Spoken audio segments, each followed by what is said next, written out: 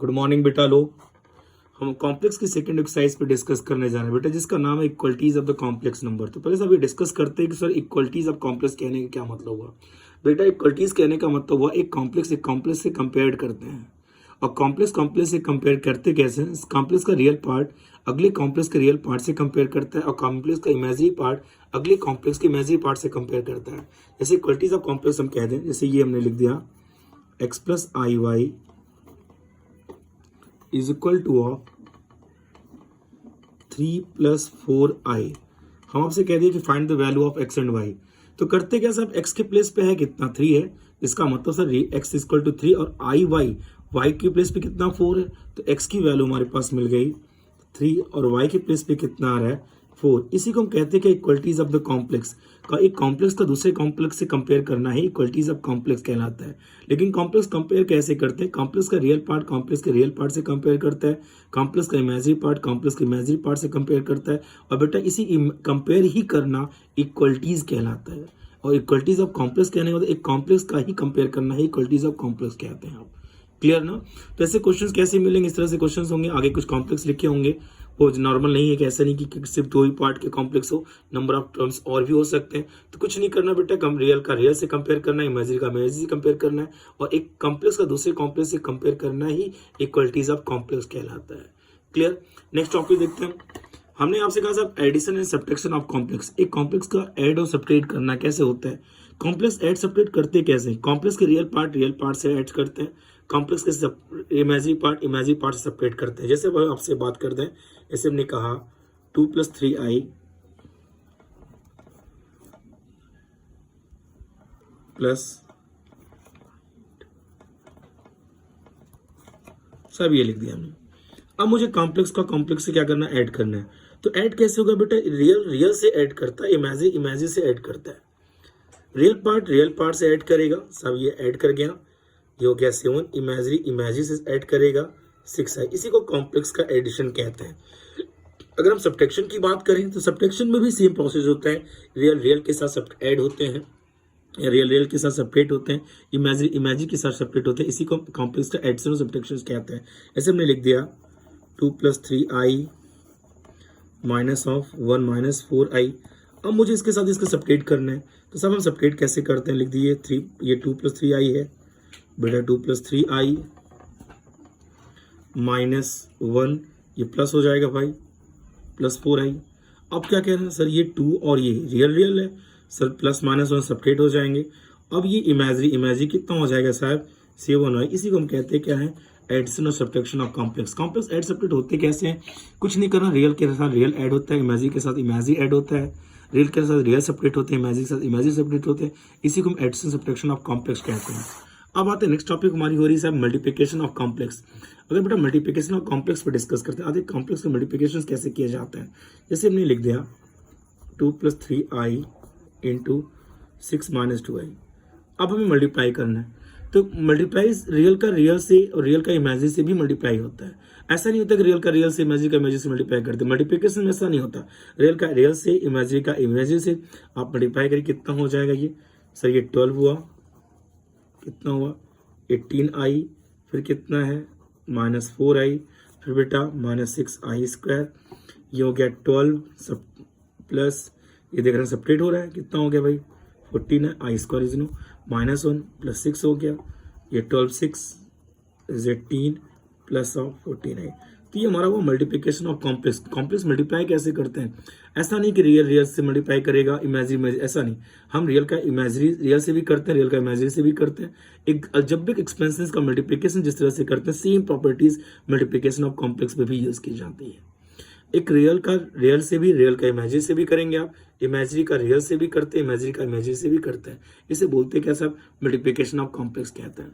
अब आते हैं नेक्स्ट टॉपिक हमारे पास क्या, मल्टीप्लिकेटिव इनवर्स, इसी का रेसिप्रोकल ऑफ कॉम्प्लेक्स भी कहते हैं।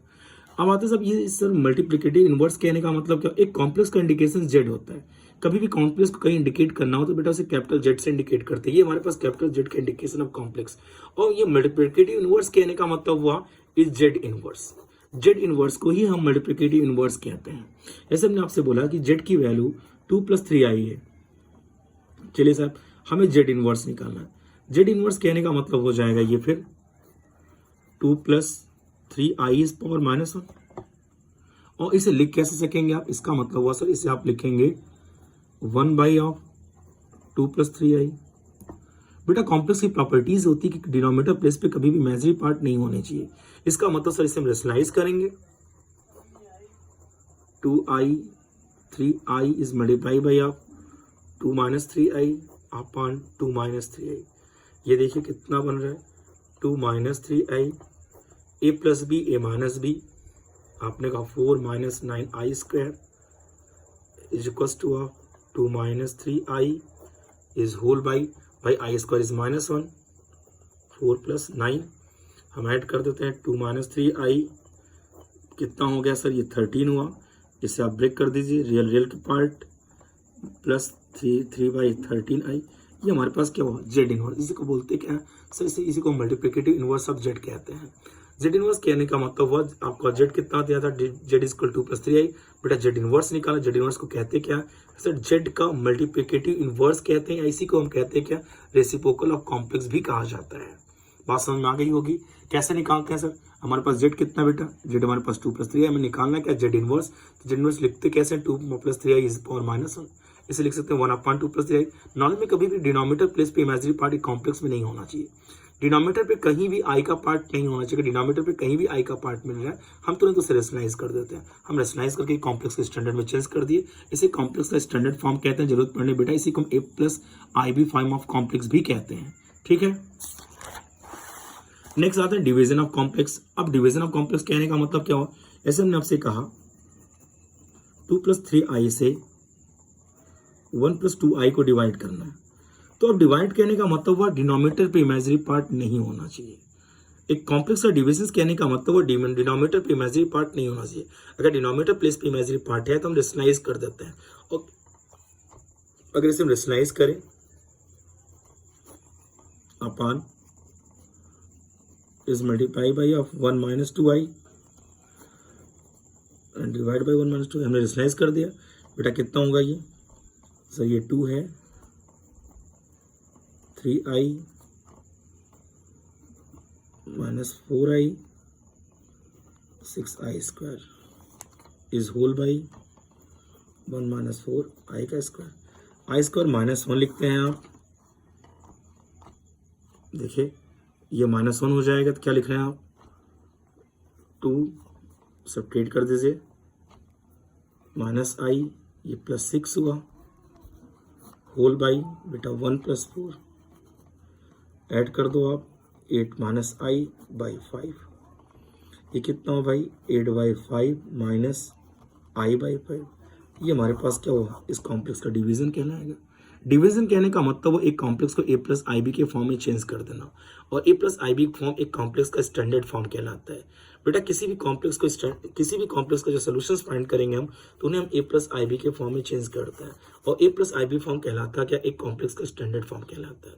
डिवाइड करने का मतलब डिनोमिनेटर प्लेस से आई पार्ट इमेजिनरी के पार्ट को हटा देना। और इमेजिनरी पार्ट हटता कैसे, कुछ नहीं करते हैं, जो भी फंक्शंस होते हैं सब हम उसी को रेशनलाइज कर देते हैं। अब जहाँ रेशनलाइज करेंगे डिनोमिनेटर पे आई के पार्ट इमेजिनरी पार्ट एलिमिनेट हो जाएंगे, सब हट जाएंगे। अब आते हैं कॉन्जुगेट ऑफ जेड। एक कॉम्प्लेक्स का कॉन्जुगेट क्या कहलाता है, जिसे कॉन्जुगेट कहने का मतलब अगर एक कॉम्प्लेक्स जेड है तो जेड बार को हम कॉन्जुगेट ऑफ जेड कहते हैं। हम अगर एक कॉम्प्लेक्स जेड है तो इसका कॉन्जुगेट जेड बार बनता है। जेड बार क्या है, इसे कॉन्जुगेट ऑफ जेड कहते हैं। अब आते हैं जेड और जेड बार में डिफरेंस क्या है। हमने आपसे कहा अगर हमारा जेड a + ib है तो conjugate of Z a - ib लेते हैं। जो रियल और इमेजिनरी पार्ट की साइन होती है बीच की, जो रियल और इमेजिनरी के बीच की साइन होती है बेटा, कॉन्जुगेट में वो साइन चेंज हो जाती है।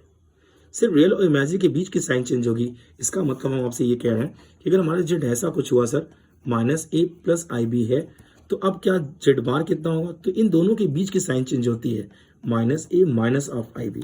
अब ये -a - -ib क्या हुआ सर, इसी को हम कॉन्जुगेट ऑफ -a + ib कहेंगे।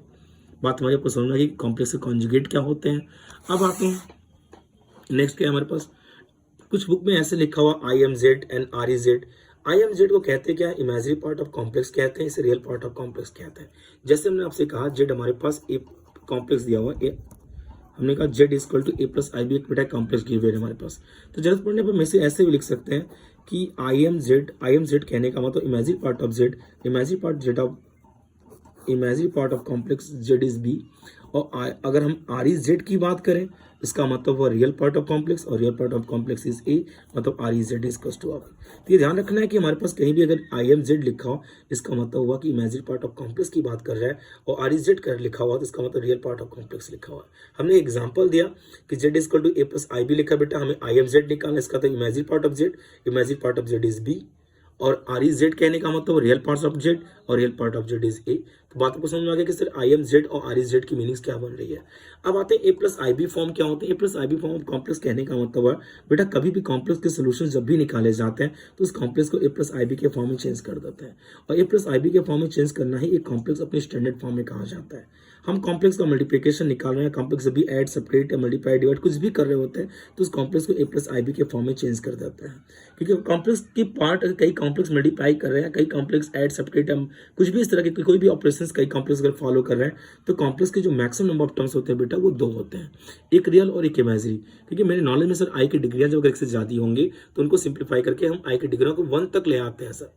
तो ये आपको बता रहे हैं हम कि कॉम्प्लेक्स का स्टैंडर्ड जो फॉर्म होता है वो ए प्लस आई बी फॉर्म होता है। ठीक है, तो एक्सरसाइज सेकंड हमने कंप्लीट किया है, इसमें हम कुछ क्वेश्चंस आपको देंगे, करने के लिए करिएगा, कोई डाउट हो तो बताइएगा। थैंक यू बेटा लोग।